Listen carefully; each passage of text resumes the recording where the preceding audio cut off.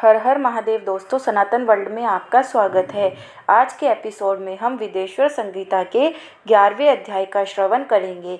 इससे पहले के एपिसोड में हमने विदेश्वर संहिता के 1 से 10 तक के अध्यायों का श्रवण किया था, जिसका लिंक आपको इस वीडियो के डिस्क्रिप्शन बॉक्स में मिल जाएगा। तो चलिए दोस्तों, महादेव का नाम लेते हुए 11वें अध्याय का आरंभ करते हैं। हर हर महादेव। 11वां अध्याय, शिवलिंग की स्थापना और पूजन विधि का वर्णन। ऋषियों ने पूछा, सूत जी, शिवलिंग की स्थापना कैसे करनी चाहिए तथा उसकी पूजा कैसे, किस काल में तथा किस द्रव्य द्वारा करनी चाहिए। सूत जी ने कहा, महर्षियों, मैं तुम लोगों के लिए इस विषय का वर्णन करता हूँ। इसे ध्यान से सुनो और समझो। अनुकूल एवं शुभ समय में किसी पवित्र तीर्थ में, नदी के तट पर ऐसी जगह पर शिवलिंग की स्थापना करनी चाहिए जहाँ रोज पूजन कर सकें। पार्थिव द्रव्य से, जलमय द्रव्य से अथवा तेजस द्रव्य से पूजन करने से उपासक को पूजन का पूरा फल प्राप्त होता है। शुभ लक्षणों में पूजा करने पर यह तुरंत फल देने वाला है। चल प्रतिष्ठा के लिए छोटा शिवलिंग श्रेष्ठ माना जाता है। अचल प्रतिष्ठा हेतु बड़ा शिवलिंग अच्छा रहता है। शिवलिंग की पीठ सहित स्थापना करनी चाहिए। शिवलिंग की पीठ गोल, चौकोर, त्रिकोण अथवा खाट के पाए की भांति ऊपर नीचे मोटा और बीच में पतला होना चाहिए। ऐसा लिंग पीठ महान फल देने वाला होता है। पहले मिट्टी अथवा लोहे से शिवलिंग का निर्माण करना चाहिए। जिस द्रव्य से लिंग का निर्माण हो उसी से उसका पीठ बनाना चाहिए। यही अचल प्रतिष्ठा वाले शिवलिंग की विशेषता है। चल प्रतिष्ठा वाले शिवलिंग में लिंग व प्रतिष्ठा एक ही तत्व से बनानी चाहिए। लिंग की लंबाई स्थापना करने वाले मनुष्य के 12 अंगुल के बराबर होनी चाहिए। इससे कम होने पर फल भी कम प्राप्त होता है, परंतु 12 अंगुल से लंबाई अधिक भी हो सकती है। चल लिंग में लंबाई स्थापना करने वाले के 1 अंगुल के बराबर होनी चाहिए, उससे कम नहीं। यजमान को चाहिए कि पहले वह शिल्प शास्त्र के अनुसार देवालय बनवाए तथा उसमें सभी देवगणों की मूर्ति स्थापित करे। देवालय का गर्भगृह सुंदर, सुदृढ़ और स्वच्छ होना चाहिए। उसमें पूर्व और पश्चिम में 2 मुख्य द्वार हों। जहाँ शिवलिंग की स्थापना करनी हो उस स्थान के गर्त में नीलम, लाल, वैदूर्य, श्याम, मरकत, मोती, मूंगा, गोमेद और हीरा, इन 9 रत्नों को वैदिक मंत्रों के साथ छोड़ें। 5 वैदिक मंत्रों द्वारा 5 स्थानों से पूजन करके अग्नि में आहुति दें और परिवार सहित मेरी पूजा करके आचार्य को धन से तथा भाई बंधुओं को मनचाही वस्तु से संतुष्ट करें।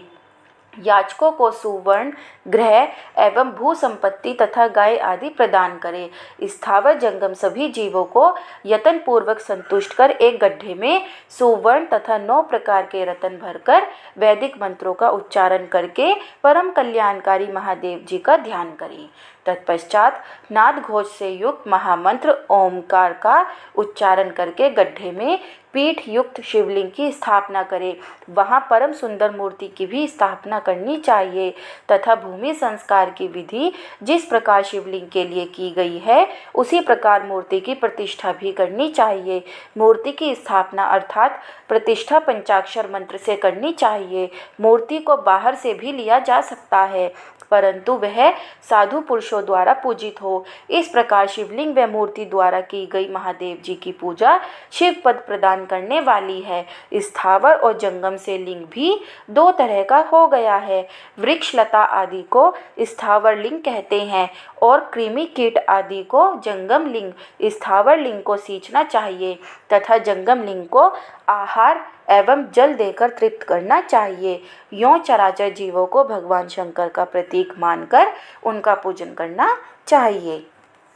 इस तरह महालिंग की स्थापना करके विविध उपचारों द्वारा उसका रोज पूजन करें तथा देवालय के पास ध्वजारोहण करें। शिवलिंग साक्षात शिव का पद प्रदान करने वाला है। आवाहन, अर्घ्य, पाद्य, पाद्यांग, आचमन, स्नान, वस्त्र, यज्ञोपवीत, गंध, पुष्प, धूप, दीप, नैवेद्य, तांबूल, समर्पण, निराजन, नमस्कार और विसर्जन, ये 16 उपचार इनके द्वारा पूजन करें। इस तरह किया गया भगवान शिव का पूजन शिव पद की प्राप्ति कराने वाला है। सभी शिवलिंगों की स्थापना के उपरांत, चाहे वे मनुष्य द्वारा स्थापित, ऋषियों या देवताओं द्वारा अथवा अपने आप प्रकट हुए हों, सभी का उपयुक्त विधि से पूजन करना चाहिए, तभी फल प्राप्त होता है। उसकी परिक्रमा और नमस्कार करने से शिव पद की प्राप्ति होती है। शिवलिंग का नियम पूर्वक दर्शन भी कल्याणकारी होता है। मिट्टी, आटा, गाय के गोबर, फूल, कनेर पुष्प, फल, गुड़, मक्खन, भस्म अथवा अन्न से शिवलिंग बनाकर प्रतिदिन पूजन करें तथा प्रतिदिन 10,000 प्रणव मंत्रों का जाप करें अथवा दोनों संध्याओं के समय 1 सहस्त्र प्रणव मंत्रों का जाप करें। इससे भी शिव पद की प्राप्ति होती है। जब काल में प्रणव मंत्र का उच्चारण मन की शुद्धि करता है। नाद और बिंदु से युक्त ओमकार को कुछ विद्वान समान प्रणव कहते हैं। प्रतिदिन 10,000 पंचाक्षर मंत्र का जाप अथवा दोनों संध्याओं को 1 सहस्त्र मंत्र का जप अवश्य पद की प्राप्ति कराने वाला है। सभी ब्राह्मणों के लिए प्रणव से युक्त पंचाक्षर मंत्र अति फलदायक है। कलश से किया स्नान, मंत्र की दीक्षा, मातृकाओं का न्यास, सत्य से पवित्र अंतःकरण, ब्राह्मण तथा ज्ञानी गुरु सभी को उत्तम माना गया है। पंचाक्षर मंत्र का 5 करोड़ जाप करने से मनुष्य भगवान शिव के समान हो जाता है। 1, 2, 3 अथवा 4 करोड़ जाप करके मनुष्य क्रमशः ब्रह्मा, विष्णु, रुद्र तथा महेश्वर का पद प्राप्त कर लेता है। यदि 1000 दिनों तक प्रतिदिन 1 सहस्त्र जाप पंचाक्षर मंत्रों का किया जाए और प्रतिदिन ब्राह्मण को भोजन कराया जाए तो इससे अभीष्ट कार्य की सिद्धि होती है। ब्राह्मण को प्रतिदिन प्रातःकाल 1008 बार गायत्री मंत्र का जाप करना चाहिए, क्योंकि गायत्री मंत्र शिव पद की प्राप्ति कराता है। वेद मंत्रों और वैदिक सूक्तियों का भी नियम से जाप करें। अन्य मंत्रों में जितने अक्षर हैं उनके उतने लाख जाप करें। इस प्रकार यथाशक्ति जाप करने वाला मनुष्य मोक्ष प्राप्त करता है। अपनी पसंद से कोई एक मंत्र अपनाकर प्रतिदिन उसका जाप करे अथवा ओम का नित्य 1 सहस्त्र जाप करे। ऐसा करने से संपूर्ण मनोरथों की सिद्धि होती है। जो मनुष्य भगवान शिव के लिए फुलवाड़ी या बगीचे लगाता है तथा शिव मंदिर में झाड़ने बुहारने का सेवा कार्य करता है, ऐसा शिव भक्त को पुण्य कर्म की प्राप्ति होती है। अंत समय में भगवान शिव उसे मोक्ष प्रदान करते हैं। काशी में निवास करने से भी योग और मोक्ष की प्राप्ति होती है। इसलिए आमरण भगवान शिव के क्षेत्र में निवास करना चाहिए। उस क्षेत्र में स्थित बावड़ी, तालाब, कुआं और पोखर को शिवलिंग समझकर वहां स्नान, दान और जाप करके मनुष्य भगवान शिव को प्राप्त कर लेता है।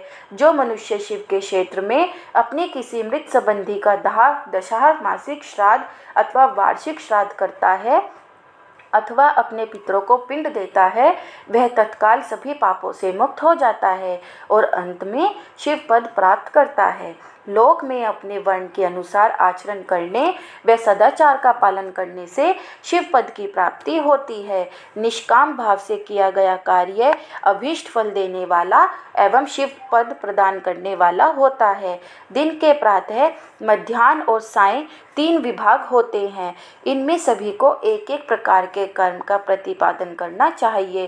प्रातः काल रोजाना दैनिक शास्त्र कर्म, मध्याह्न सकाम कर्म तथा सायंकाल शांति कर्म के लिए पूजन करना चाहिए।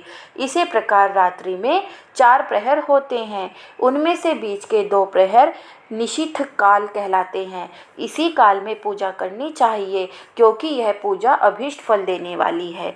कलयुग में कर्म द्वारा ही फल की सिद्धि होगी। इस प्रकार विधि पूर्वक और समय अनुसार भगवान शिव का पूजन करने वाले मनुष्य को अपने कर्मों का पूरा फल मिलता है। ऋषियों ने कहा, सूत जी, ऐसे पुण्य क्षेत्र कौन कौन से हैं जिनका आश्रय लेकर सभी स्त्री पुरुष शिव पद को प्राप्त कर ले? कृपया करके हमें बताइए। हर हर महादेव। 12वां अध्याय, मोक्षदायक पुण्य क्षेत्रों का वर्णन। सूत जी बोले, हे विद्वान और बुद्धिमान महर्षियों, मैं मोक्ष देने वाले शिव क्षेत्रों का वर्णन कर रहा हूँ। पर्वत, वन और काननों सहित इस पृथ्वी का विस्तार 50 करोड़ योजन है। भगवान शिव की इच्छा से पृथ्वी ने सभी को धारण किया है। भगवान शिव ने भूतल पर विभिन्न स्थानों पर वहाँ के प्राणियों को मोक्ष देने के लिए शिव क्षेत्र का निर्माण किया है।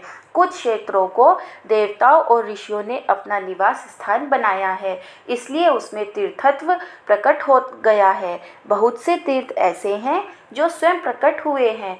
तीर्थ क्षेत्र में जाने पर मनुष्य को सदा स्नान, दान और जाप करना चाहिए, अन्यथा मनुष्य रोग, गरीबी तथा मुक्ता आदि दोषों का भागी हो जाता है।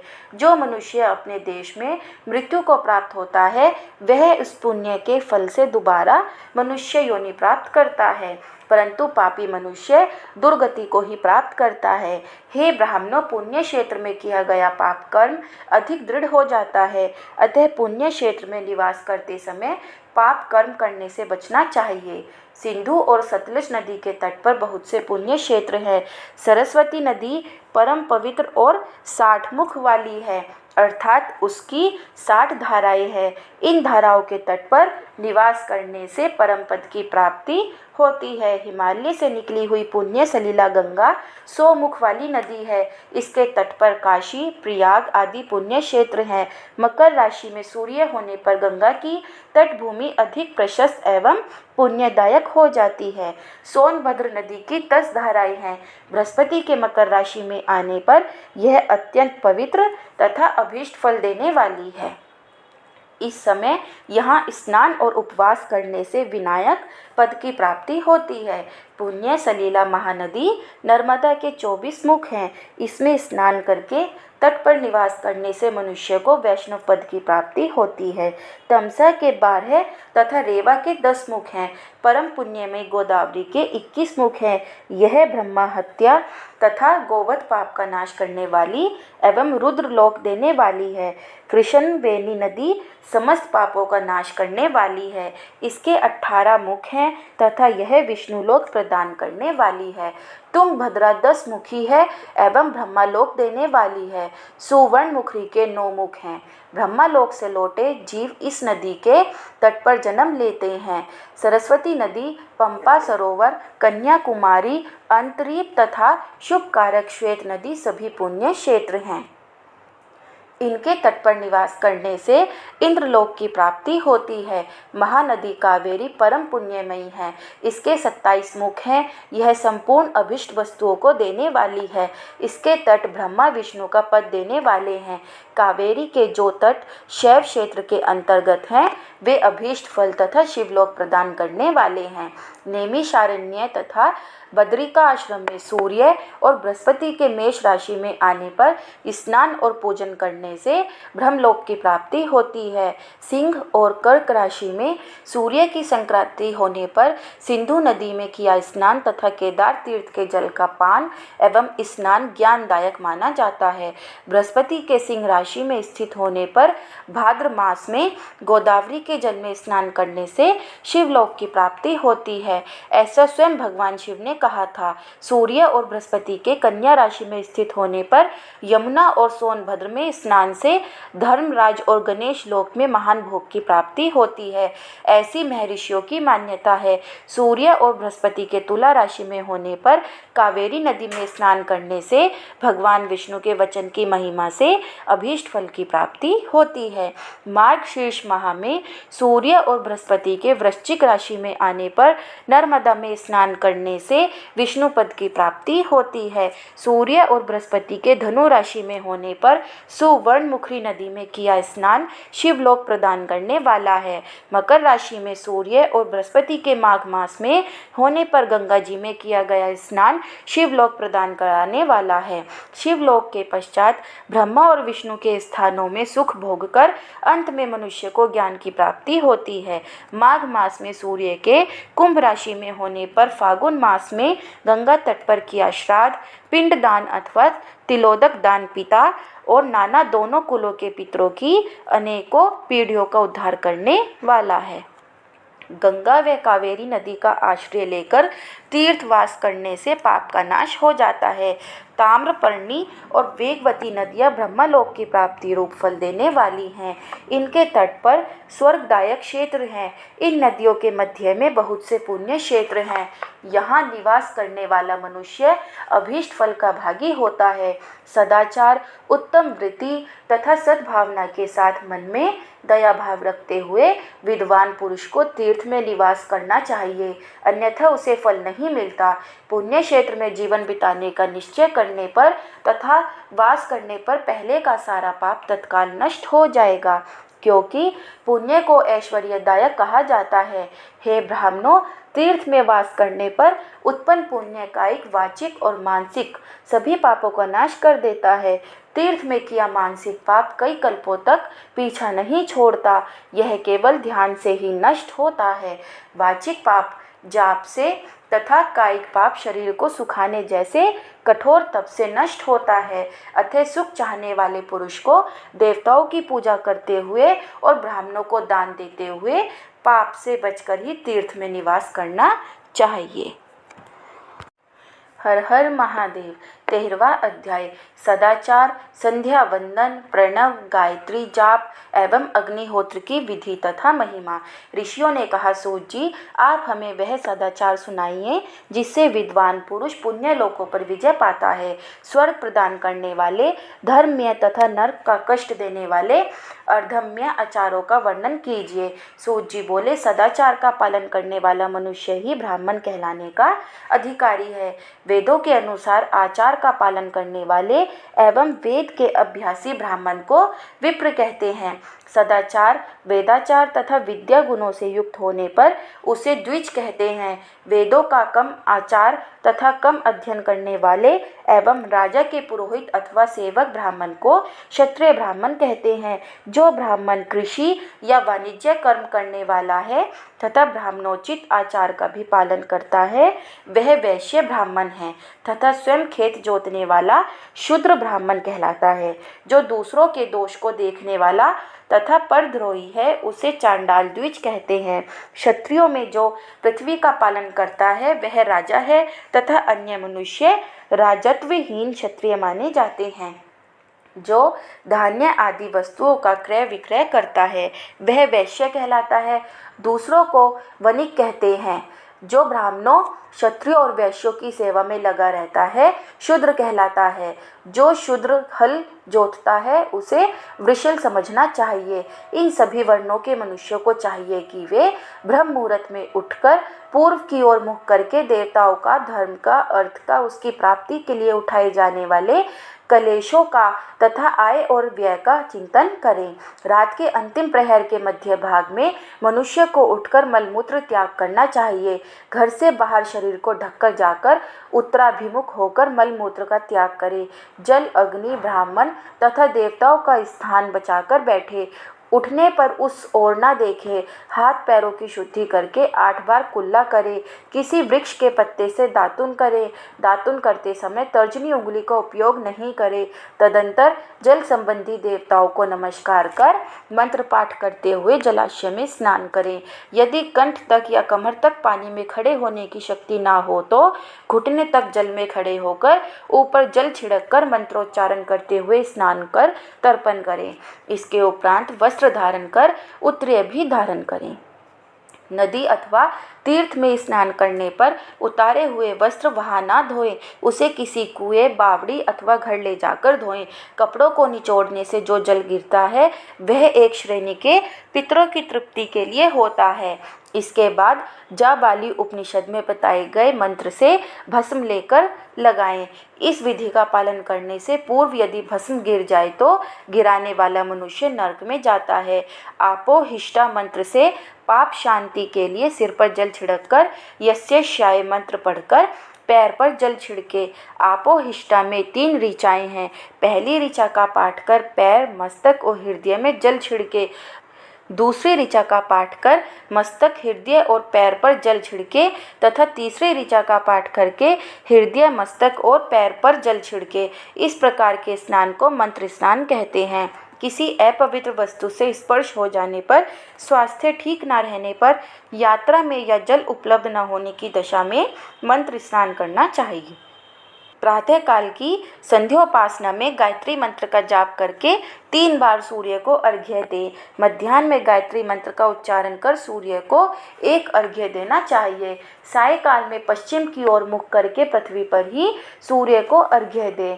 सायंकाल में सूर्यास्त से 2 घड़ी पहले की गई संध्या का कोई महत्व नहीं होता, ठीक समय पर ही संध्या करनी चाहिए। यदि संध्योपासना किए बिना 1 दिन बीत जाए तो उसके प्रायश्चित हेतु अगली संध्या के समय 100 गायत्री मंत्र का जाप करें।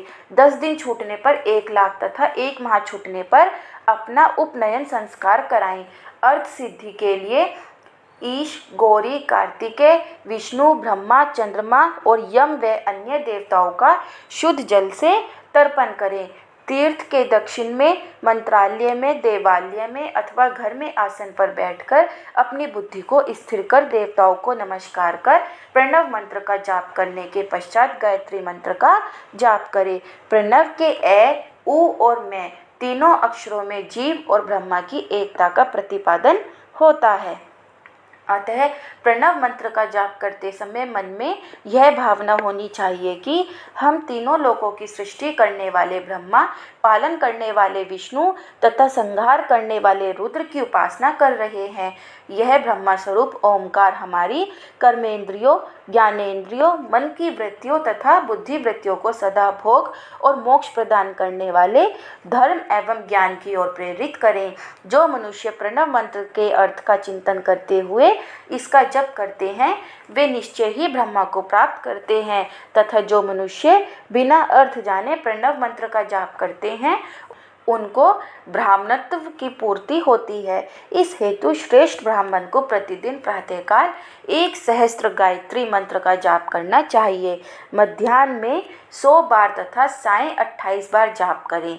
अन्य वर्णों के मनुष्य को सामर्थ्य के अनुसार जाप करना चाहिए। हमारे शरीर के भीतर मूलाधार, स्वादिष्ठान, मणिपुर, अनाहत, आज्ञा और सहस्त्रार नामक 6 चक्र हैं। इन चक्रों में क्रमशः विदेश्वर, ब्रह्मा, विष्णु, ईश, जीवात्मा और परमेश्वर स्थित हैं। सद्भावना पूर्वक श्वास के साथ सोहम का जाप करें। 100 बार किया गया जाप ब्रह्मलोक प्रदान करने वाला है। 100 बार किए जाप से इंद्र पद की प्राप्ति होती है।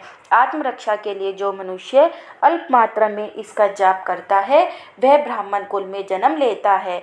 12 लाख गायत्री का जाप करने वाला मनुष्य ब्राह्मण कहा जाता है। जिस ब्राह्मण ने 1 लाख गायत्री का भी जप किया हो उसे वैदिक कार्यों में ना लगाएं। यदि एक दिन उल्लंघन हो जाए तो अगले दिन उसके बदले में उतने अधिक मंत्रों का जाप करना चाहिए। ऐसा करने से दोषों की शांति होती है, धर्म से अर्थ की प्राप्ति होती है, अर्थ से भोग सुलभ होता है, भोग से वैराग्य की संभावना होती है, धर्म पूर्वक उपार्जित धन से भोग प्राप्त होता है, उससे भोगों के प्रति आसक्ति उत्पन्न होती है। मनुष्य धर्म से धन पाता है एवं तपस्याओं से दिव्य रूप प्राप्त करता है। कामनाओं का त्याग करने से अंतःकरण की शुद्धि होती है, उस शुद्धि से ज्ञान का उदय होता है। सतयुग में तप को तथा कलयुग में दान को धर्म का अच्छा साधन माना गया है। सतयुग में ध्यान से, त्रेता में तपस्या से और द्वापर में यज्ञ करने से ज्ञान की सिद्धि होती है, परंतु कलयुग में प्रतिमा की पूजा से ज्ञान लाभ होता है। अधर्म हिंसात्मक और दुख देने वाला है, धर्म से सुख व अभ्युदय की प्राप्ति होती है। दुराचार से दुख तथा सदाचार से सुख मिलता है। अतः भोग और मोक्ष की सिद्धि के लिए धर्म का उपार्जन करना चाहिए। किसी ब्राह्मण को 100 वर्षों के जीवन निर्वाह की सामग्री देने पर ही ब्रह्मलोक की प्राप्ति होती है। 1 सहस्त्र चंद्रायन व्रत का अनुष्ठान ब्रह्मलोकदायक माना जाता है। दान देने वाला पुरुष जिस देवता को सामने रखकर दान करता है, अर्थात जिस देवता को वह दान द्वारा प्रसन्न करना चाहता है, उसी देवता का लोक उसे प्राप्त होता है। धनहीन पुरुष तपस्या कर अक्षय सुख को प्राप्त कर सकते हैं। ब्राह्मण को दान ग्रहण कर तथा यज्ञ करके धन का अर्जन करना चाहिए। क्षत्रिय बाहुबल से तथा वैश्य कृषि एवं गो रक्षा से धन का उपार्जन करें। इस प्रकार न्याय से उपार्जित धन को दान करने से दाता को ज्ञान की सिद्धि प्राप्त होती है एवं ज्ञान से ही मोक्ष की प्राप्ति सुलभ होती है। गृहस्थ मनुष्य को धन, धान्य आदि सभी वस्तुओं का दान करना चाहिए। जिसके अन्न को खाकर मनुष्य कथा श्रवण तथा सद्कर्म का पालन करता है तो उसका आधा फल दाता को मिलता है। दान देने वाले मनुष्य को दान में प्राप्त वस्तु का दान तथा तपस्या द्वारा पाप की शुद्धि करनी चाहिए। उसे अपने धन के 3 भाग करने चाहिए, एक धर्म के लिए, दूसरा वृद्धि के लिए एवं तीसरा उपभोग के लिए। धर्म के लिए रखे धन से नित्य, नैमित्तिक और इच्छित कार्य करें। वृद्धि के लिए रखे धन से ऐसा व्यापार करें जिससे धन की प्राप्ति हो तथा उपभोग के धन से पवित्र भोग भोगे। खेती से प्राप्त धन का 10वां भाग दान कर दें, इससे पाप की शुद्धि होती है। वृद्धि के लिए किए गए व्यापार से प्राप्त धन का 6वां भाग दान देना चाहिए। विद्वान को चाहिए कि वह दूसरों के दोषों का बखान ना करे। ब्राह्मण भी दोषवश दूसरों के सुने या देखे हुए छिद्र को कभी प्रकट ना करे। विद्वान पुरुष ऐसी बात न कहे जो समस्त प्राणियों के हृदय में रोष पैदा करने वाली हो। दोनों संध्याओं के समय अग्नि को विधि पूर्वक दी हुई आहुति से संतुष्ट करे। चावल, धान्य, घी, फल, कंद तथा हविष्य के द्वारा स्थाली पाक बनाई तथा यथोचित रीति से सूर्य और अग्नि को अर्पित करे। यदि दोनों समय अग्निहोत्र करने में असमर्थ हो तो संध्या के समय जाप और सूर्य की वंदना कर लें। आत्मज्ञान की इच्छा रखने वाले तथा धनी पुरुषों को इसी प्रकार उपासना करनी चाहिए। जो मनुष्य सदा ब्रह्म यज्ञ करते हैं, देवताओं की पूजा, अग्नि पूजा और गुरु पूजा प्रतिदिन करते हैं तथा ब्राह्मणों को भोजन तथा दक्षिणा देते हैं, वे स्वर्ग लोक के भागी होते हैं। हर हर महादेव। 14वां अध्याय अग्नि यज्ञ, देव यज्ञ और ब्रह्म यज्ञ का वर्णन। ऋषियों ने कहा, प्रभो अग्नि यज्ञ, देव यज्ञ और ब्रह्म यज्ञ का वर्णन करके हमें कृतार्थ करें। सूत जी बोले, महर्षियों, गृहस्थ पुरुषों के लिए प्रातः और सायंकाल अग्नि में 2 चावल और द्रव्य की आहुति ही अग्नि यज्ञ है।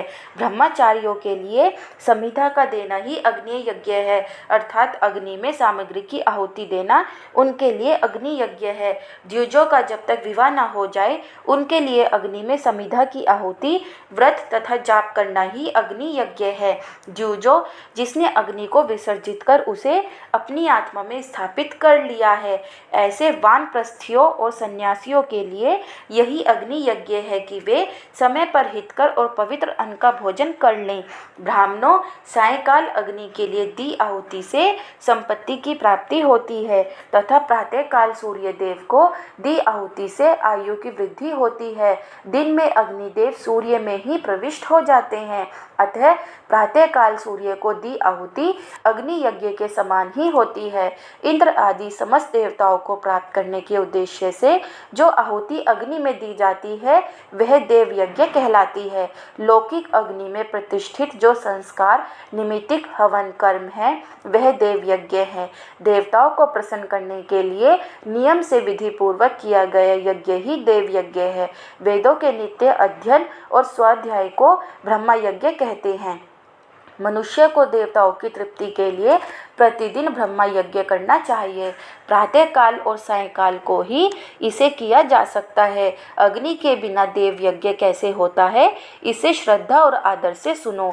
सृष्टि के आरंभ में सर्वज्ञ और सर्वसमर्थ महादेव शिव जी ने समस्त लोगों के उपकार के लिए वारों की कल्पना की। भगवान शिव संसार रूपी रोग को दूर करने के लिए वैद्य हैं, सबके ज्ञाता तथा समस्त औषधियों के औषध हैं। भगवान शिव ने सबसे पहले अपने वार की रचना की जो आरोग्य प्रदान करने वाला है। तत्पश्चात अपनी माया शक्ति का वार बनाया जो संपत्ति प्रदान करने वाला है।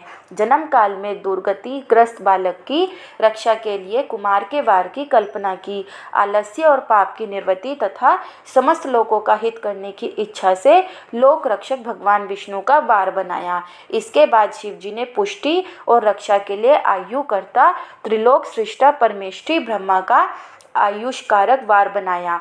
तीनों लोगों की वृद्धि के लिए पहले पुण्य पाप की रचना होने पर लोगों को शुभ अशुभ फल देने वाले इंद्र और यम के वारों का निर्माण किया। ये वार भोग देने वाले तथा मृत्यु भय को दूर करने वाले हैं। इसके उपरांत भगवान शिव ने 7 ग्रहों को इन वारों का स्वामी निश्चित किया। ये सभी ग्रह नक्षत्र ज्योतिर्मय मंडल में प्रतिष्ठित हैं। शिव के वार के स्वामी सूर्य हैं, शक्ति संबंधी वार के स्वामी सोम, कुमार संबंधी वार के अधिपति मंगल, विष्णु वार के स्वामी बुध, ब्रह्मा जी के वार के स्वामी बृहस्पति, इंद्र वार के स्वामी शुक्र व यम वार के स्वामी शनि हैं।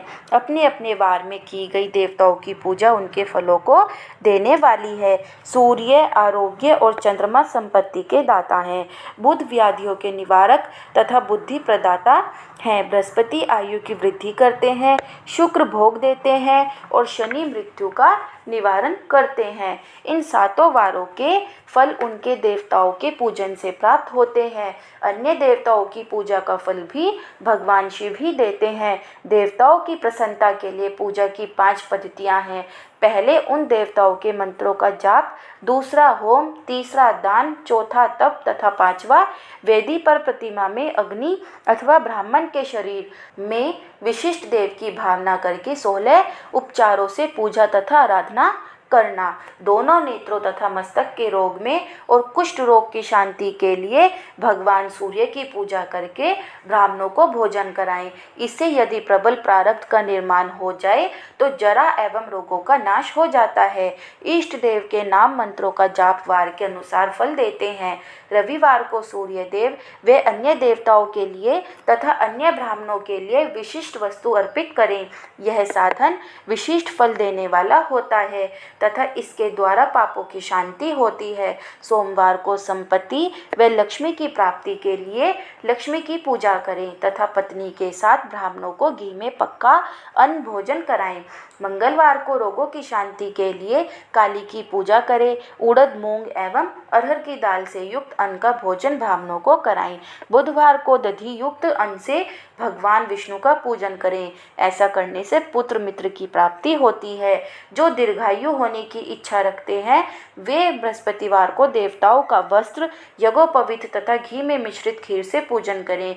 भोगों की प्राप्ति के लिए शुक्रवार को एकाग्रचित होकर देवताओं का पूजन करें और ब्राह्मणों की तृप्ति के लिए षड रस युक्त अन्न दें। स्त्रियों की प्रसन्नता के लिए सुंदर वस्त्र का विधान करें। शनिवार अपमृत्यु का निवारण करने वाला है। इस दिन रुद्र की पूजा करें। तिल के होम व दान से देवताओं को संतुष्ट करके ब्राह्मणों को तिल मिश्रित भोजन कराएं। इस तरह से देवताओं की पूजा करने से आरोग्य एवं उत्तम फल की प्राप्ति होगी। देवताओं के नित्य विशेष पूजन, स्नान, दान, जाप, होम तथा ब्राह्मण तर्पण एवं रवि आदि वारों में विशेष तिथि और नक्षत्रों का योग प्राप्त होने पर विभिन्न देवताओं के पूजन में जगदीश्वर भगवान शिव ही उन देवताओं के रूप में पूजित होकर सब लोगों को आरोग्य फल प्रदान करते हैं। देश, काल, पात्र, द्रव्य, श्रद्धा एवं लोक के अनुसार उनका ध्यान रखते हुए महादेव जी आराधना करने वालों को आरोग्य आदि फल देते हैं। मंगल कार्यों के आरंभ में और अशुभ कार्यों के अंत में तथा जन्म नक्षत्रों के आने पर गृहस्थ पुरुष अपने घर में आरोग्य की समृद्धि के लिए सूर्य ग्रह का पूजन करें। इससे सिद्ध होता है कि देवताओं का पूजन संपूर्ण अभिष्ट वस्तुओं को देने वाला है। पूजन वैदिक मंत्रों के अनुसार ही होना चाहिए। शुभ फल की इच्छा रखने वाले मनुष्यों को 7 दिन अपनी शक्ति के अनुसार देव पूजन करना चाहिए। निर्धन मनुष्य तपस्या व व्रत आदि से तथा धनी धन के द्वारा देवी देवताओं की आराधना करे। जो मनुष्य श्रद्धा पूर्वक इस तरह के धर्म का अनुष्ठान करता है वह पुण्य लोक में अनेक प्रकार के फल भोगकर पुनः इस पृथ्वी पर जन्म ग्रहण करता है। धनवान पुरुष सदा भोग सिद्धि के लिए मार्ग में वृक्ष लगाकर लोगों के लिए छाया की व्यवस्था करते हैं और उनके लिए कुएं, बावली बनवाकर पानी की व्यवस्था करते हैं। वेद शास्त्रों की प्रतिष्ठा के लिए पाठशाला का निर्माण या अन्य किसी भी प्रकार से धर्म का संग्रह करते हैं और स्वर्ग लोक को प्राप्त होते हैं। समय अनुसार पुण्य कर्मों के परिपाक से अंतःकरण शुद्ध होने पर ज्ञान की सिद्धि होती है। द्विजो, इस अध्याय को जो सुनता, पढ़ता अथवा सुनने की व्यवस्था करता है उसे देव यज्ञ का फल प्राप्त होता है। हर हर महादेव। 15वां अध्याय देश, काल, पात्र और दान का विचार। ऋषियों ने कहा, समस्त पदार्थों के ज्ञाताओं में श्रेष्ठ सूत जी हमसे देश, काल और दान का वर्णन करें। देश का वर्णन। सूत जी बोले, अपने घर में किया देव यज्ञ शुद्ध ग्रह के फल को देने वाला है। गौशाला का स्थान घर में किए गए देव यज्ञ से 10 गुना, जबकि जलाशय का तट गौशाला से 10 गुना है। एवं जहाँ तुलसी, बेल और पीपल वृक्ष का मूल हो, वह स्थान जलाशय तट से भी 10 गुना महत्व देने वाला है। देवालय उससे भी अधिक महत्व रखता है। देवालय से 10 गुना महत्व रखता है तीर्थ भूमि का तट, उससे भी श्रेष्ठ है नदी का किनारा, तथा उसका 10 गुना उत्कृष्ट है तीर्थ नदी का तट। इससे भी अधिक महत्व रखने वाला है सप्तगंगा का तट, जिसमें गंगा, गोदावरी, कावेरी, ताम्रपर्णी, सिंधु, सरयू और रेवा नदियाँ आती हैं। इससे भी 10 गुना अधिक फल समुद्र का तट, और उससे भी 10 गुना अधिक फल पर्वत चोटी पर पूजा करने से होता है। और सबसे अधिक महत्व का स्थान वह होता है जहाँ मन रम जाए। काल का वर्णन। सतयुग में यज्ञ, दान आदि से संपूर्ण फलों की प्राप्ति होती है। त्रेता में तिहाई, द्वापर में आधा, कलयुग में इससे भी कम फल प्राप्त होता है, परंतु शुद्ध हृदय से किया गया पूजन फल देने वाला होता है। इससे 10 गुना फल सूर्य संक्रांति के दिन, उससे 10 गुना अधिक फल तुला और मेष की संक्रांति में, तथा चंद्र ग्रहण में उससे भी 10 गुना फल मिलता है। सूर्य ग्रहण में उससे भी 10 गुना अधिक फल प्राप्त होता है। महापुरुषों के साथ में वह काल करोड़ों सूर्य ग्रहण के समान पावन है, ऐसा ज्ञानी पुरुष मानते हैं। पात्र वर्णन। तपोनिष्ठ योगी और ज्ञाननिष्ठ योगी पूजा के पात्र होते हैं, क्योंकि ये पापों के नाश के कारण होते हैं। जिस ब्राह्मण ने 24 लाख गायत्री का जाप कर लिया हो, वह भी पूजा का पात्र है।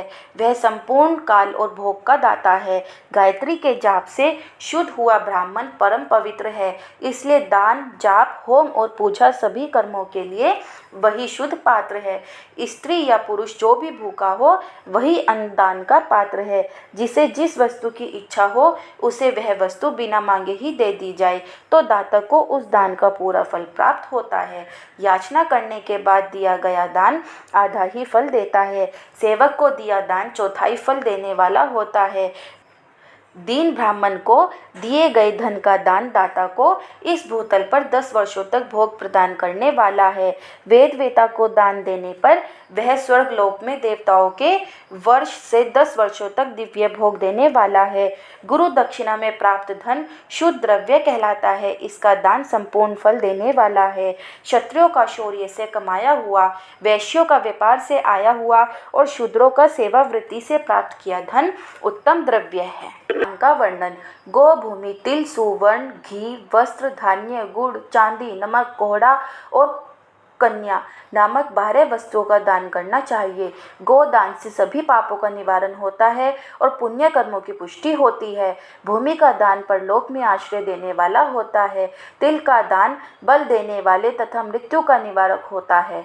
सुवर्ण का दान वीर्यदायक और घी का दान पुष्टिकारक होता है। वस्त्र का दान आयु की वृद्धि करता है। धान्य का दान करने से अन्न और धन की समृद्धि होती है। गुड़ का दान मधुर भोजन की प्राप्ति कराता है। चांदी के दान से वीर्य की वृद्धि होती है। लवण के दान से षड्रस भोजन की प्राप्ति होती है। कोहड़ा या कुष्मांड के दान को पुष्टिदायक माना जाता है। कन्या का दान आजीवन भोग देने वाला होता है। जिन वस्तुओं से श्रवण आदि इंद्रियों की तृप्ति होती है, उनका सदा दान करें। वेद और शास्त्र को गुरुमुख से ग्रहण करके कर्मों का फल अवश्य मिलता है।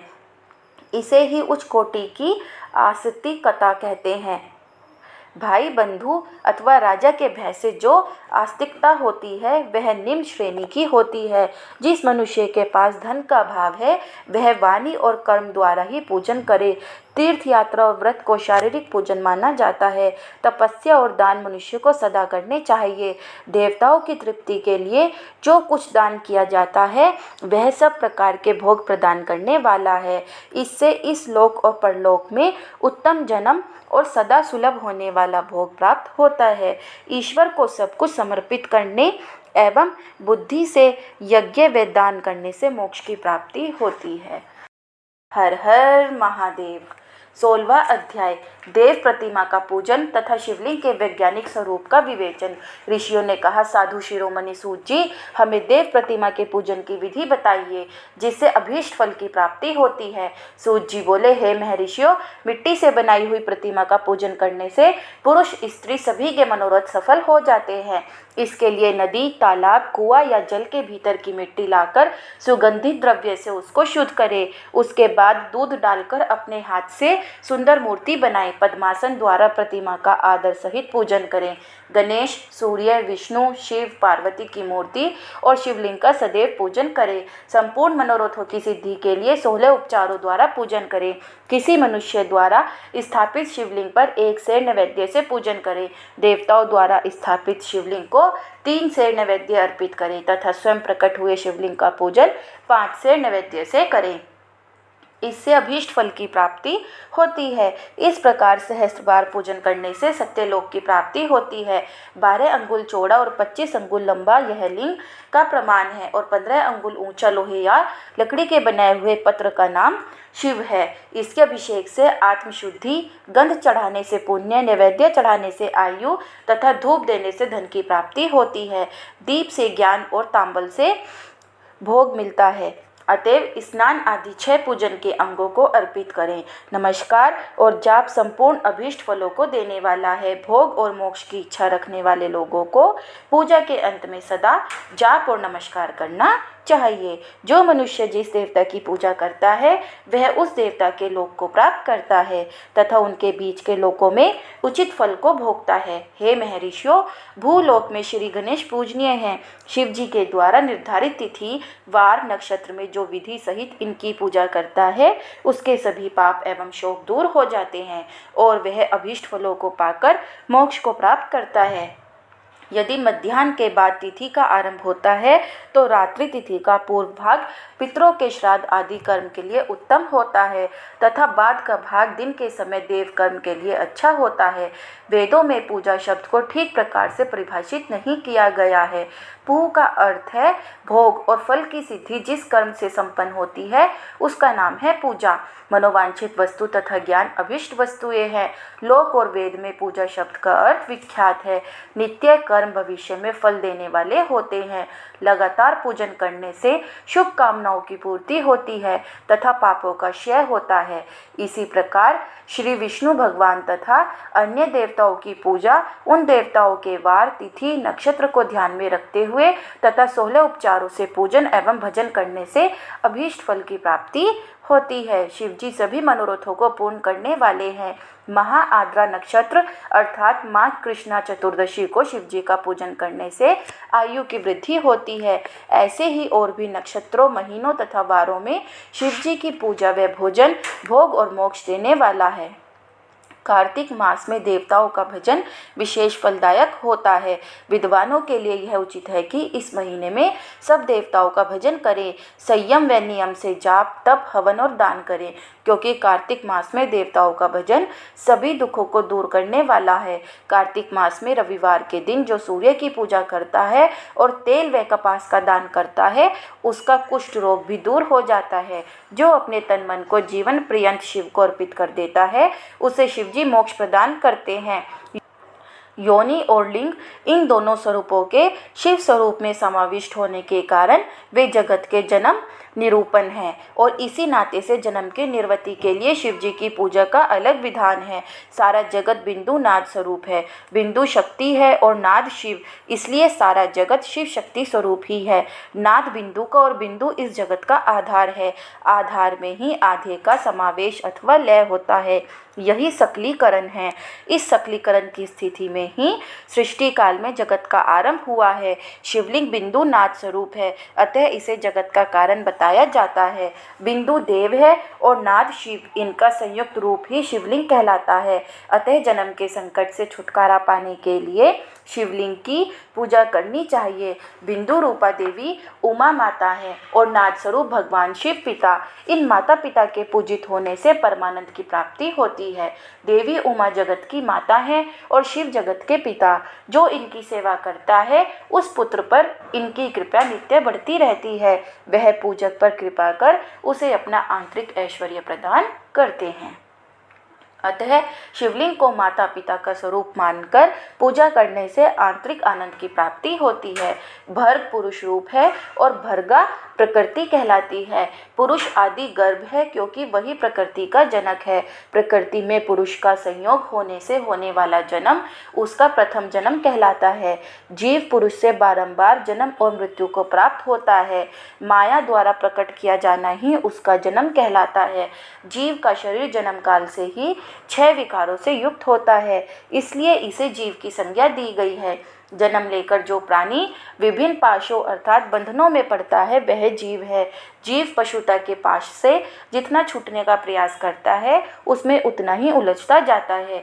कोई भी साधन जीव को जन्म मृत्यु के चक्र से मुक्त नहीं कर पाते। शिव के अनुग्रह से ही महामाया का प्रसाद जीव को प्राप्त होता है और मुक्ति मार्ग पर अग्रसर होता है। जन्म मृत्यु के बंधन से मुक्त होने के लिए श्रद्धापूर्वक शिवलिंग का पूजन करना चाहिए। गाय के दूध, दही और घी को शहद और शक्कर के साथ मिलाकर पंचामृत तैयार करें तथा इन्हें अलग अलग भी रखें। पंचामृत से शिवलिंग का अभिषेक व स्नान करें। दूध व अन्न मिलाकर नैवेद्य तैयार कर प्रणव मंत्र का जाप करते हुए उसे भगवान शिव को अर्पित कर दें। प्रणव को ध्वनिलिंग, स्वयं भूलिंग और नाद स्वरूप होने के कारण नादलिंग तथा बिंदु स्वरूप होने के कारण बिंदु लिंग के रूप में प्रसिद्धि प्राप्त है। अचल रूप से प्रतिष्ठित शिवलिंग को मकार स्वरूप माना जाता है, इसलिए वह मकार लिंग कहलाता है। सवारी निकालने में उकार लिंग का उपयोग होता है। पूजा की दीक्षा देने वाले गुरु आचार्य विग्रह आकार का प्रतीक होने से आकार लिंग के 6 भेद हैं। इनकी नित्य पूजा करने से साधक जीवन मुक्त हो जाता है। हर हर महादेव। 17वां अध्याय प्रणव का महात्म्य व शिवलोक के वैभव का वर्णन। ऋषि बोले, महामुनि, आप हमें प्रणव मंत्र का महात्म्य तथा शिव की भक्ति पूजा का विधान सुनाइए। प्रणव का महात्म्य। सूत जी ने कहा, महर्षियों, आप लोग तपस्या के धनी हैं तथा आपने मनुष्यों की भलाई के लिए बहुत ही सुंदर प्रश्न किया है। मैं आपको इसका उत्तर सरल भाषा में दे रहा हूँ। प्रकृति से उत्पन्न संसार रूपी महासागर का नाम है। प्रणव इससे पार करने के लिए नौका स्वरूप है, इसलिए ओमकार को प्रणव की संज्ञा दी गई है। प्रपंच न नहीं है, वह तुम्हारे लिए, इसलिए ओम को प्रणव नाम से जाना जाता है। अर्थात प्रणव वह शक्ति है जिसमें जीव के लिए किसी प्रकार का भी प्रपंच अथवा धोखा नहीं है। यह प्रणव मंत्र सभी भक्तों को मोक्ष देता है। मंत्र का जाप तथा इसकी पूजा करने वाले उपासकों को यह नूतन ज्ञान देता है। माया रहित महेश्वर को भी नव अर्थात नूतन कहते हैं। वे परमात्मा के शुद्ध स्वरूप हैं। प्रणव साधक को नया अर्थात शिव स्वरूप देता है, इसलिए विद्वान इसे प्रणव नाम से जानते हैं, क्योंकि यह नव दिव्य परमात्म ज्ञान प्रकट करता है, इसलिए यह प्रणव है। प्रणव के 2 भेद हैं, स्थूल और सूक्ष्म। ओम सूक्ष्म प्रणव व नमः शिवाय, यह पंचाक्षर मंत्र स्थूल प्रणव है। जीवन मुक्त पुरुष के लिए सूक्ष्म प्रणव के जाप का विधान है, क्योंकि यह सभी साधनों का सार है। देह का विलय होने तक सूक्ष्म प्रणव मंत्र का जाप अर्थभूत परमात्म तत्व का अनुसंधान करता है। शरीर नष्ट होने पर ब्रह्म स्वरूप शिव को प्राप्त करता है। इस मंत्र का 36 करोड़ बार जाप करने से मनुष्य योगी हो जाता है। यह अकार, उकार, मकार, बिंदु और नाद सहित अर्थात ए, उ, मैं 3 दीर्घ अक्षरों और मात्राओं सहित प्रणव होता है, जो योगियों के हृदय में निवास करता है। यही सब पापों का नाश करने वाला है। ए शिव है, उ शक्ति और मकार इनकी एकता है। पृथ्वी, जल, तेज, वायु और आकाश 5 भूत तथा शब्द, स्पर्श आदि 5 विषय कुल मिलाकर 10 वस्तुएं मनुष्यों की कामना के विषय हैं। इनकी आशा मन में लेकर जो कर्मों का अनुष्ठान करते हैं वे प्रवृत्ति मार्गी कहलाते हैं, तथा जो निष्काम भाव से शास्त्रों के अनुसार कर्मों का अनुष्ठान करते हैं वे निर्वित मार्गी हैं। वेद के आरंभ में तथा दोनों समय की संध्या वंदना के समय सबसे पहले उकार का प्रयोग करना चाहिए। प्रणव के 9 करोड़ जाप से पुरुष शुद्ध हो जाता है, फिर 9 करोड़ जाप से पृथ्वी की, फिर इतने ही जाप से तेज की, फिर 9 करोड़ जाप से वायु की और फिर 9 करोड़ जाप से गंध की सिद्धि होती है।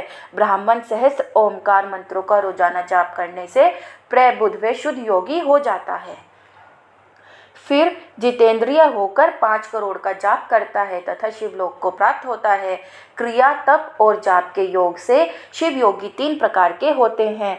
धन और वैभव से पूजा सामग्री एकत्र कर अंगों से नमस्कार आदि करते हुए इष्ट देव की प्राप्ति के लिए जो पूजा में लगा रहता है वह क्रिया योगी कहलाता है।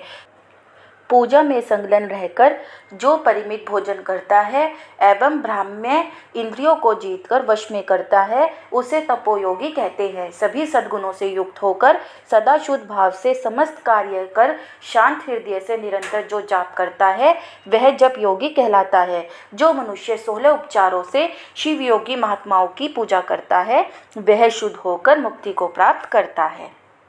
जप योग का वर्णन। ऋषियों, अब मैं तुमसे जप योग का वर्णन करता हूँ। सर्वप्रथम मनुष्य को अपने मन को शुद्ध कर पंचाक्षर मंत्र नमः शिवाय का जाप करना चाहिए।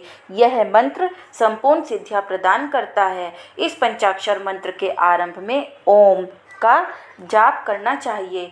गुरु के मुख से पंचाक्षर मंत्र का उपदेश पाकर कृष्ण पक्ष प्रतिपदा से लेकर चतुर्दशी तक साधक रोज एक बार परिमित भोजन करे, मौन रहे, इंद्रियों को वश में रखे, माता पिता की सेवा करे, नियम से 1 सहस्त्र पंचाक्षर मंत्र का जाप करे, तभी उसका जप योग शुद्ध होता है।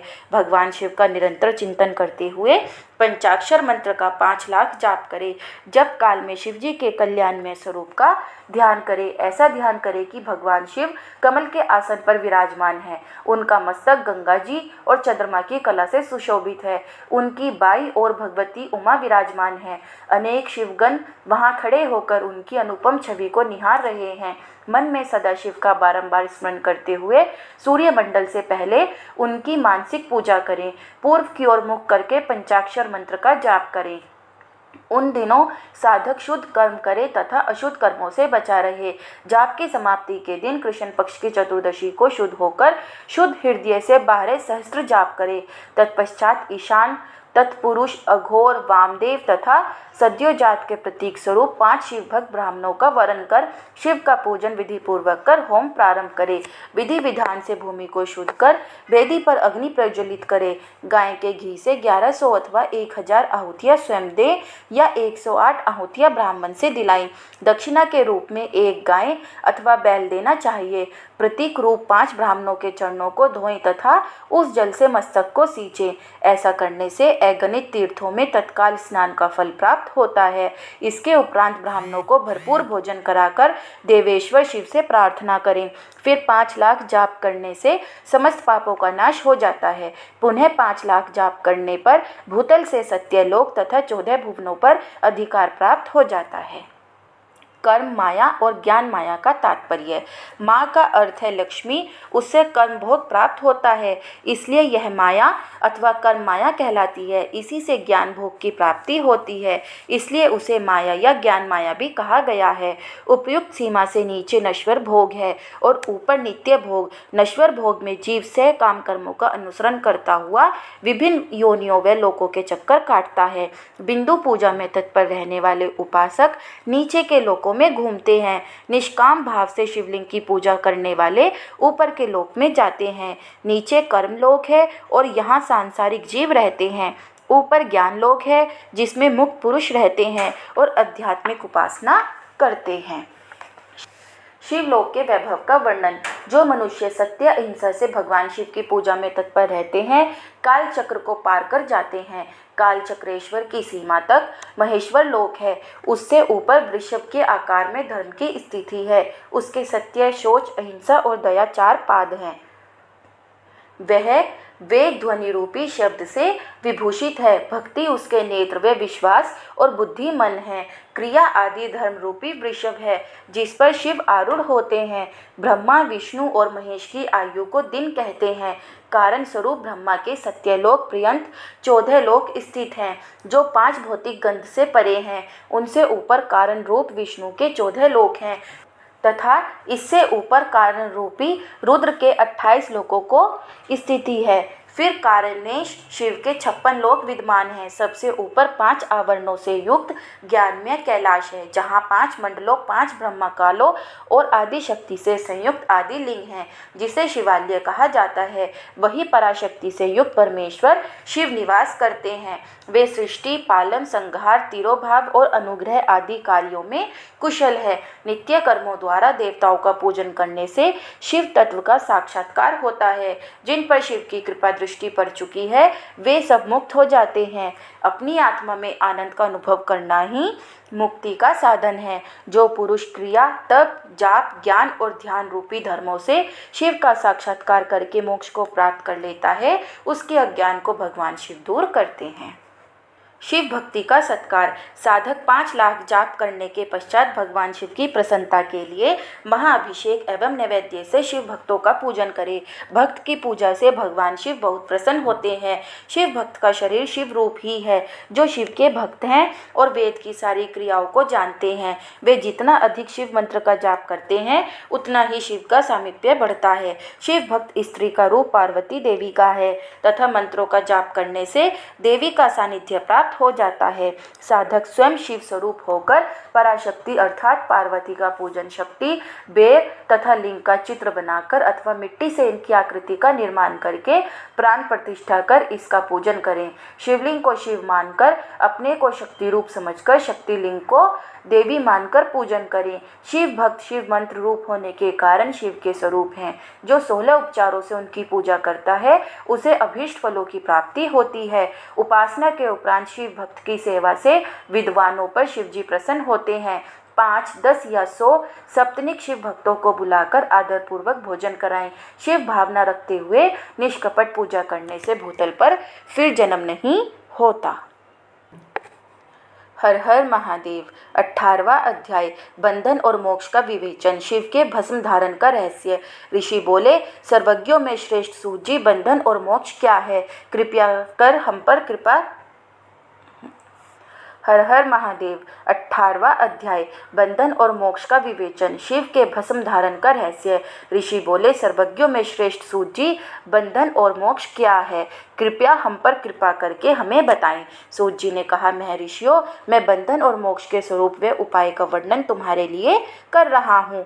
पृथ्वी के 8 बंधनों के कारण ही आत्मा की जीव संज्ञा है, अर्थात बंधनों में बंधा हुआ जीव बद्ध कहलाता है और जो उन बंधनों से छूटा हुआ है उसे मुक्त कहते हैं। प्रकृति, बुद्धि, त्रिगुणात्मक अहंकार और 5 तन्मात्राएं आदि 8 तत्वों के समूह से देह की उत्पत्ति हुई है। देह से कर्म होता है और फिर कर्म से नूतन देह की उत्पत्ति होती है। शरीर को स्थूल, सूक्ष्म और कारण के भेद से जानना चाहिए। स्थूल शरीर व्यापार कराने वाला, सूक्ष्म शरीर इंद्रिय भोग प्रदान करने वाला तथा शरीर को आत्मानंद की अनुभूति कराने वाला होता है। कर्मों के द्वारा ही जीव पाप और पुण्य भोगता है। इन्हीं से सुख दुख की प्राप्ति होती है। अतः कर्म पाश में बंधकर जीव शुभाशुभ कर्मों द्वारा चक्र की भांति घुमाया जाता है। इससे छुटकारा पाने के लिए महाचक्र के कर्ता भगवान शिव की स्तुति और आराधना करनी चाहिए। शिव ही सर्वज्ञ, परिपूर्ण और अनंत शक्तियों को धारण किए हैं। जो मन, वचन, शरीर और धन से बेरलिंग या भक्त जनों में शिव भावना करके उनकी पूजा करते हैं उन पर शिव जी की कृपा अवश्य होती है। शिवलिंग में शिव की प्रतिमा ने शिव भक्तजनों में शिव की भावना करके उनकी प्रसन्नता के लिए पूजा करनी चाहिए। पूजन शरीर, मन, वाणी और धन से कर सकते हैं। भगवान शिव पूजा करने वाले पर विशेष कृपा करते हैं और अपने लोक में निवास का सौभाग्य प्रदान करते हैं। जब तन मात्राएं वश में हो जाती हैं तब जीव जगदम्बा सहित शिव का सामीप्य प्राप्त कर लेता है। भगवान का प्रसाद प्राप्त होने पर बुद्धि वश में हो जाती है। सर्वज्ञता और तृप्ति शिव के ऐश्वर्य हैं, इन्हें पाकर मनुष्य की मुक्ति हो जाती है। इसलिए शिव का कृपा प्रसाद प्राप्त करने के लिए उन्हीं का पूजन करना चाहिए। शिव क्रिया, शिव तप, शिव मंत्र जाप, शिव ज्ञान और शिव ध्यान प्रतिदिन प्रातः से रात को सोते समय तक, जन्म से मृत्यु तक करना चाहिए एवं मंत्रों और विभिन्न पुष्पों से शिव की पूजा करनी चाहिए। ऐसा करने से भगवान शिव का लोक प्राप्त होता है। ऋषि बोले, उत्तम व्रत का पालन करने वाले सूत जी, शिवलिंग की पूजा कैसे करनी चाहिए, कृपया हमें बताइए। सूत जी ने कहा, ब्राह्मणों, सभी कामनाओं को पूर्ण करने वाले लिंग के स्वरूप का मैं तुमसे वर्णन कर रहा हूँ। सूक्ष्म लिंग निष्कल होता है और स्थूल लिंग सकल। पंचाक्षर मंत्र को स्थूल लिंग कहते हैं। दोनों ही लिंग साक्षात मोक्ष देने वाले हैं। प्रकृति एवं पौरुष लिंग के रूपों के बारे में एकमात्र भगवान शिव ही जानते हैं और कोई नहीं जानता। पृथ्वी पर 5 लिंग है जिनका विवरण मैं तुम्हें सुनाता हूँ। पहला स्वयंभू शिवलिंग, दूसरा बिंदु लिंग, तीसरा प्रतिष्ठित लिंग, चौथा चर लिंग और 5वां गुरु लिंग है। देव ऋषियों की तपस्या से संतुष्ट हो उनके समीप प्रकट होने के लिए पृथ्वी के अंतर्गत बीज रूप में व्याप्त हुए भगवान शिव वृक्षों के अंकुर की भांति भूमि को भेदकर नाद लिंग के रूप में व्यक्त हो जाते हैं। स्वतः प्रकट होने के कारण ही इसका नाम स्वयं भूलिंग है। इसकी आराधना करने से ज्ञान की वृद्धि होती है। सोने, चांदी, भूमि, वेदी पर हाथ से प्रणव मंत्र लिखकर भगवान शिव की प्रतिष्ठा और आवाहन करें तथा 16 उपचारों से उनकी पूजा करें। ऐसा करने से साधक को ऐश्वर्य की प्राप्ति होती है। देवताओं और ऋषियों ने आत्मसिद्धि के लिए पौरुष लिंग की स्थापना मंत्रों के उच्चारण द्वारा की है। यही प्रतिष्ठित लिंग कहलाता है। किसी ब्राह्मण अथवा राजा द्वारा मंत्र पूर्वक स्थापित किया गया लिंग भी प्रतिष्ठित लिंग कहलाता है, किंतु वह प्राकृत लिंग है। शक्तिशाली और नित्य होने वाला पौरुष लिंग तथा दुर्बल और अनित्य होने वाला प्राकृत लिंग कहलाता है। लिंग नाभि, जीभ, हृदय और मस्तक में विराजमान आध्यात्मिक लिंग को चरलिंग कहते हैं। पर्वत को पौरुष लिंग और भूतल को विद्वान प्राकृत लिंग मानते हैं। पौरुष लिंग समस्त ऐश्वर्य को प्रदान करने वाला है। प्राकृत लिंग धन प्रदान करने वाला है। चरलिंग में सबसे प्रथम रसलिंग ब्राह्मणों को अभिष्ट वस्तु प्रदान करने वाला है। सुवर्णलिंग वैश्यों को धन, बाणलिंग क्षत्रियों को राज्य, सुंदरलिंग शूद्रों को महाशुद्धि प्रदान करने वाला है। बचपन, जवानी और बुढ़ापे में स्फटिक में शिवलिंग का पूजन स्त्रियों को समस्त भोग प्रदान करने वाला है। समस्त पूजा कर्म गुरु के संयोग से करे। इष्ट देव का अभिषेक करने के पश्चात अघहनी के चावल की बनी खीर तथा नैवेद्य अर्पण करे। निवृत्त मनुष्य को सूक्ष्म लिंग का पूजन विभूति के द्वारा करना चाहिए। विभूति लोक अग्निजनित, वेद अग्निजनित और शिव अग्निजनित 3 प्रकार की होती हैं। लोक अग्निजनित अर्थात लौकिक भस्म को शुद्धि के लिए रखें। मिट्टी, लकड़ी और लोहे के पात्रों की धान्य, तिल, वस्त्र आदि की भस्म से शुद्धि होती है। वेदों से जनित भस्म को वैदिक कर्मों के अंत में धारण करना चाहिए। मूर्तिधारी शिव का मंत्र पढ़कर बेल की लकड़ी जलाएं। कपिला गाय के गोबर तथा शमी, पीपल, पलाश, बड़, अमलतास और बेर की लकड़ियों से अग्नि जलाएं। इसे शुद्ध भस्म माना जाता है। भगवान शिव ने अपने गले में विराजमान प्रपंच को जलाकर भस्म रूप से सार तत्व को ग्रहण किया है। उनके सारे अंग विभिन्न वस्तुओं के सार रूप हैं। भगवान शिव ने अपने माथे के तिलक में ब्रह्मा, विष्णु और रुद्र के सार तत्व को धारण किया है। सजल भस्म को धारण करके शिव जी की पूजा करने से सारा फल मिलता है। शिव मंत्र से भस्म धारण कर श्रेष्ठ आश्रमी होता है। शिव की पूजा अर्चना करने वाले को अपवित्रता और सूतक नहीं लगता। गुरु शिष्य के राजस, तामस और तमोगुण का नाश कर शिव का बोध कराता है। ऐसे गुरु के हाथ से भस्म धारण करनी चाहिए। जन्म और मरण सब भगवान शिव ने ही बनाए हैं। जो इन्हें उनकी सेवा में ही अर्पित कर देता है वह बंधनों से मुक्त हो जाता है। स्थूल सूक्ष्म और कारण को वश में कर लेने से मोक्ष प्राप्त होता है। जो शिव की पूजा में तत्पर हो, मौन रहे, सत्य तथा गुणों से युक्त हो, क्रिया जाप तप करता रहे, उसे दिव्य ऐश्वर्य की प्राप्ति होती है तथा ज्ञान का उदय होता है। शिव भक्त यथा योग्य क्रिया एवं अनुष्ठान करें तथा धन का उपयोग कर शिव स्थान में निवास करे। भगवान शिव के महात्म्य का सभी के सामने प्रचार करे। शिव मंत्र के रहस्य को उनके अलावा कोई नहीं जानता है, इसलिए शिवलिंग का नित्य पूजन करें। हर हर महादेव। 19वां अध्याय पूजा का भेद। ऋषि बोले, हे सूत जी, आप हम पर कृपा करके पार्थिव महेश्वर की महिमा का वर्णन जो आपने वेद व्यास जी से सुना है सुनाइए। सूत जी बोले, हे ऋषियों, मैं भोग और मोक्ष देने वाली पार्थिव पूजा पद्धति का वर्णन कर रहा हूँ। पार्थिव लिंग सभी लिंगों में सर्वश्रेष्ठ है। इसके पूजन से मनोवांछित फलों की प्राप्ति होती है। अनेक देवता, दैत्य, मनुष्य, गंधर्व, सर्प एवं राक्षस शिवलिंग की उपासना से अनेक सिद्धियां प्राप्त कर चुके हैं। जिस प्रकार सतयुग में रतन का, त्रेता में सुवर्ण का तथा द्वापर में पारे का महत्व है, उसी प्रकार कलयुग में पार्थिव लिंग अति महत्वपूर्ण है। शिव मूर्ति का पूजन तप से भी अधिक फल प्रदान करता है। जिस प्रकार गंगा नदी सभी नदियों में श्रेष्ठ एवं पवित्र मानी जाती हैं, उसी प्रकार पार्थिव लिंग सभी लिंगों में सर्वश्रेष्ठ है। जैसे सब व्रतों में शिवरात्रि का व्रत श्रेष्ठ है, सब दैवीय शक्तियों में देवी शक्ति श्रेष्ठ है, वैसे ही सब लिंगों में पार्थिव लिंग श्रेष्ठ है। पार्थिव लिंग का पूजन धन, वैभव, आयु एवं लक्ष्मी देने वाला तथा संपूर्ण कार्यों को पूर्ण करने वाला है। जो मनुष्य भगवान शिव का पार्थिव लिंग बनाकर प्रतिदिन पूजा करता है वह शिव पद एवं शिवलोक को प्राप्त करता है। निष्काम भाव से पूजन करने वाले को मुक्ति मिल जाती है। जो ब्राह्मण कुल में जन्म लेकर भी पूजन नहीं करता वह घोर नरक को प्राप्त होता है। हर हर महादेव। 20वां अध्याय पार्थिव लिंग पूजन की विधि। पार्थिव लिंग की श्रेष्ठता तथा महिमा का वर्णन करते हुए सूत जी ने कहा, हे श्रेष्ठ महर्षियों, वैदिक कर्मों के प्रति श्रद्धा भक्ति रखने वाले मनुष्यों के लिए पार्थिव लिंग पूजा पद्धति ही परम उपयोगी एवं श्रेष्ठ है तथा भोग एवं मोक्ष प्रदान करने वाली है। सर्वप्रथम सूत्रों की विधि से स्नान करें, संध्या उपासना के उपरांत ब्रह्मा यज्ञ करें, तत्पश्चात देवताओं, ऋषियों, मनुष्यों और पितरों का तर्पण करें। सब नित्य कर्मों को करके शिव भगवान का स्मरण करते हुए भस्म तथा रुद्राक्ष को धारण करें। फिर पूर्ण भक्ति भावना से पार्थिव लिंग की पूजा अर्चना करें। ऐसा करने से संपूर्ण मनोवांछित फलों की प्राप्ति होती है। किसी नदी या तालाब के किनारे, पर्वत पर या जंगल में या शिवालय में अथवा अन्य किसी पवित्र स्थान पर पार्थिव पूजन करना चाहिए। पवित्र स्थान की मिट्टी से शिवलिंग का निर्माण करना चाहिए। ब्राह्मण श्वेत मिट्टी से, क्षत्रिय लाल मिट्टी से, वैश्य पीली मिट्टी से एवं शूद्र काली मिट्टी से शिवलिंग का निर्माण करें। शिवलिंग हेतु मिट्टी को एकत्र कर उसे गंगा जल से शुद्ध करके धीरे धीरे उससे लिंग का निर्माण करें तथा इस संसार के सभी भोगों को तथा संसार से मोक्ष प्राप्त करने हेतु पार्थिव लिंग का पूजन भक्ति भावना से करें। सर्वप्रथम ओम नमः शिवाय मंत्र का उच्चारण करते हुए समस्त पूजन सामग्री को एकत्र कर उसे जल से शुद्ध करें।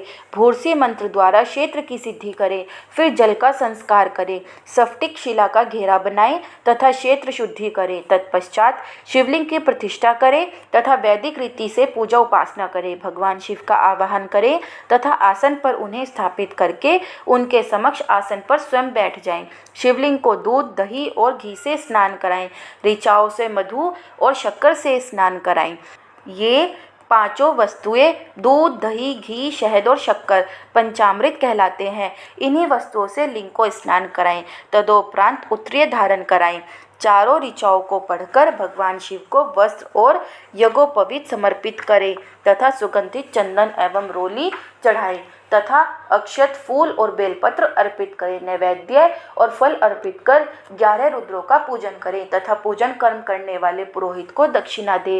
हर महेश्वर, शंभु, शूलपाणी, पिनाकधारी, शिव, पशुपति, महादेव, गिरजापति आदि नामों से पार्थिव लिंग का पूजन करें तथा आरती करें।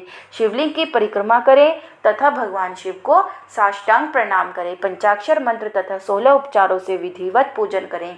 इस प्रकार पूजन करते हुए भगवान शिव से इस प्रकार प्रार्थना करें। सबको सुख समृद्धि प्रदान करने वाले हे कृपा निधान भूतनाथ शिव, आप मेरे प्राणों में बसते हैं। आपके गुण ही मेरे प्राण हैं। आप मेरे सब कुछ हैं। मेरा मन सदैव आपका ही चिंतन करता है। हे प्रभु, यदि मैंने कभी भूलवश अथवा जानबूझकर भक्तिपूर्वक आपका पूजन किया हो तो वह सफल हो जाए। मैं महापापी हूँ, पतित हूँ, जबकि आप पति तपावन हैं। हे महादेव सदाशिव, आप वेदों, पुराणों और शास्त्रों के सिद्धांतों के परम ज्ञाता है। अब तक कोई भी आपको पूर्ण रूप से नहीं जानता है, फिर भला मुझ जैसा पापी मनुष्य आपको कैसे जान सकता है। हे महेश्वर, मैं पूर्ण रूप से आपके अधीन हूँ। हे प्रभु, कृपा कर मुझ पर प्रसन्न होइए और मेरी रक्षा कीजिए। इस प्रकार प्रार्थना करने के बाद भगवान शिव को फूल व अक्षत चढ़ाकर प्रणाम कर आदरपूर्वक विसर्जन करें। हे मुनियों, इस प्रकार की गई भगवान शिव की पूजा भोग और मोक्ष प्रदान करने वाली एवं भक्ति भाव बढ़ाने वाली है। हर हर महादेव। दोस्तों, अगर आपको यह वीडियो अच्छी लगी हो तो प्लीज़ वीडियो को लाइक और चैनल को सब्सक्राइब करें और कमेंट में हर हर महादेव लिखना ना भूलें। हर हर महादेव।